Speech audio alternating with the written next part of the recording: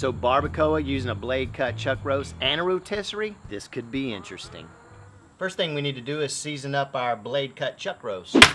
I have no oils or anything on the meat, it's right out of the package, so we're gonna go on with some of this seasoning here. Now I'm not gonna go over all the seasoning here. If you wanna know about the seasoning, just go in the description, click on the show more, and the recipe will be below, okay? Now, as you can see, blade cut chuck roast, it looks like a chuck roast almost, but here, this whole row here is full of bones. They're almost like, I guess, well, they're not almost, they are like rib bones. All right, so we're gonna go ahead and flip this over, season the other side. Yep, get that off there, plastic.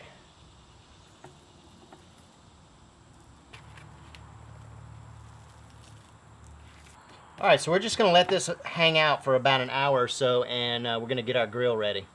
So a little bonus for you guys, while we're rotisserieing this blade cut chuck roast, we're gonna be making a barbacoa soup at the same time in the bottom, and those drippings we're gonna be going into this drip pan, and it's gonna be flavoring our soup as we go along. I got this from Dad Cooks. Dad Cooks Dinner. Dad Cooks Dinner, okay. I got a can of garbanzo beans in here, some carrots, some potatoes, an onion, some garlic. I've seasoned it up with a little bit of this Uncle Steve's shake. This is the thick meat rub. If you didn't have this, I'll certainly leave a link below, but if you didn't have this, just do your regular salt, pepper, or any other seasonings that you'd like. All right, so let's go ahead and skewer this bad boy up. I'm not real sure how to do this, so we're just gonna wing it here, but I'm gonna go straight up through and then down like that. All right, and then I'm gonna go ahead and fold this up and truss it up with some butcher's twine. That was a little tricky, but I think will work. Let's go ahead and trim off our excess.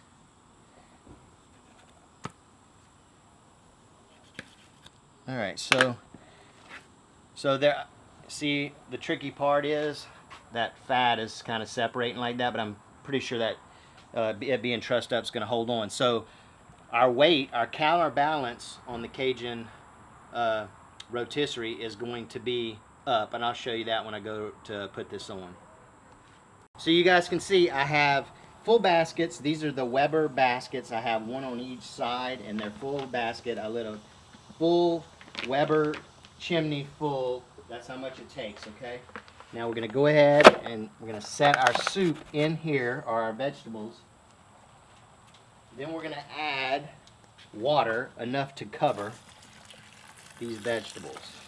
It's gonna take, I don't know, we'll see. What is this, 4 cups in here? Let's say so 4 cups of water. Now we're gonna go on, let's go get our skewer. Okay, so this is the Cajun Bandit here. Notice this right here. This is your counterweight. The heavy end of this roast here is at the bottom, so I'm putting the counterweight on top. Okay. We're going to fire this bad boy up.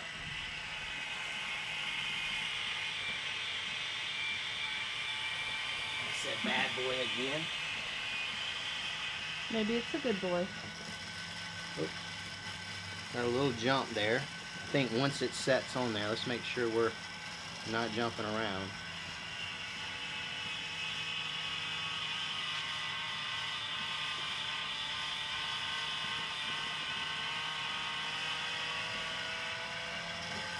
All right, so we moved our counterbalance a little bit to keep it from flopping around. I'm gonna go ahead and stick the lid on it. And I'm gonna go ahead and I'm gonna take a piece of apple wood and I'm just gonna kind of let it hang out here on those coals right there. Put the lid on it. I'm not sure how long this is gonna take. My vents on the bottom are at 1/4 and my vents on the top, I'm gonna move them at about, we'll call that about halfway. And I'll adjust it as we go, depending on how hot it gets.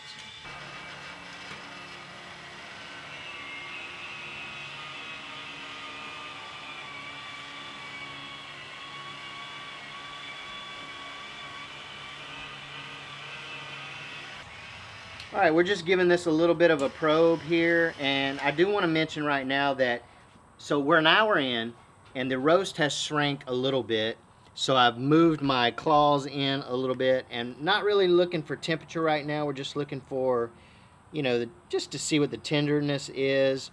I mean, I can tell you, we are only at about 136 degrees here in the thickest part.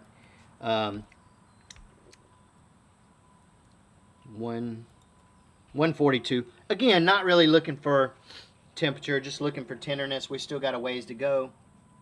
I'm thinking we're probably going to need to remove this maybe 180 some odd degrees Fahrenheit. We'll see. We're just going to keep rolling. I hadn't had to change any charcoals down. It's running good. It was a little high at first, but then as the cook went on, maybe about 15 or 20 minutes after we started, the temperature settled down. We're running right now at about 250. I'd like to keep it around 250 if I could. All right, so we're going to put the lid back on it and keep going.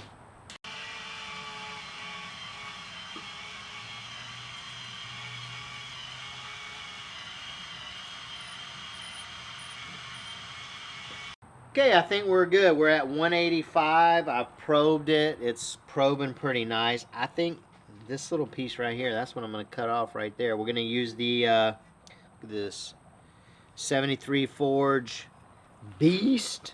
Oh my goodness, that's coming out. Falling. Look at that right there. It's falling off. All right, we're going to give this a taste. See how we did. It's going to be hot. Oh man. Hold on. Okay. Let me just say this. That is the best barbacoa I've ever had. I've made it in the past, but doing it on a rotisserie is where it's at. All right, so wait. Bonus footage. Let's try some of this soup. What I plan on doing is adding, you know, shredding up some of that barbacoa and putting it in here. I do want to say this, 2.5 hours, that's what this barbacoa has taken us for it to get done. So I'm going to get a little bit of meat in there and everything for this soup. Let's see what we got. It's going to be hot.